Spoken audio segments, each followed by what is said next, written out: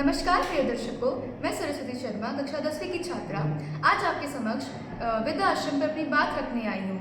हमारे पाठ्यक्रम के हिसाब से हमारे अंग्रेजी पुस्तक में the letter and the dear departed में बुजुर्गों की समस्याओं के बारे में बताया जाता है।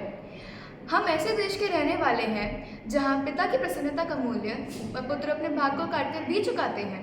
जीवित रहते हैं तो साधारण बात है, हम उनके मरने के बाद भी उन्हें साल में एक बार खाना खिलाते हैं और पानी पिलाते हैं। परंतु ये बड़े दुर्भाग्य की बात है कि आधुनिक समाज में हम अपने बुजुर्गों को अपने साथ ना रखकर वृद्धाश्रम में जाने के लिए मजबूर कर देते हैं या फिर खुद उन्हें वहाँ छोड़ आते हैं।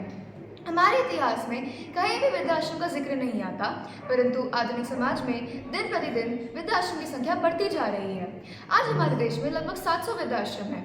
उससे भी बड़े आश्चर्य की बात यह है कि हमारे देश के सबसे शिक्षित राज्य केरला में ये संख्या सबसे ज़्यादा है। वहाँ लगभग 120 वृद्धाश्रम हैं।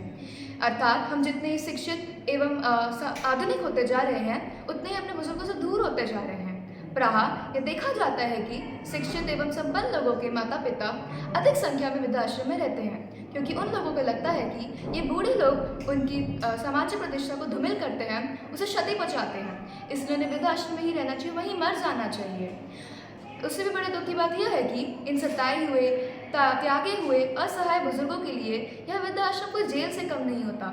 यहाँ भी इन्हें अपमान, दर्द एवं भूख के अतिरिक्त के सिवा और कुछ नहीं मिलता। यहाँ की सेवा करने वाले लोग इनसे दुर्व्यवहार करते हैं, इनसे ढंग से पेश नहीं आते, रहने आदि की उचित व्यवस्थाएं नहीं करवाते, साफ सफाई पर ध्यान नहीं देते एवं स्वास्थ्य सेवाएं भी मुहैया नहीं करवाते। यह लोग दिखावा तो ऐसे करते हैं जैसे ये भगवान के अवतार हैं, परंतु वास्तविकता एकदम उलट होती है। इनकी कथनी एवं करनी में एक बड़ा फर्क होता है।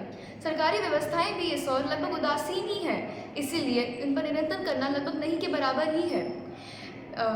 मेरे विचार से वृद्धाश्रम की बढ़ती संख्या का मुख्य कारण हमारी पाश्चात्य संस्कृति पर आधारित शिक्षण प्रणाली है, जहां हम अंग्रेजी पुस्तक तो पढ़ाते हैं मगर उन पुस्तकों में श्रवण कुमार की कहानी का जिक्र नहीं होता, जिसके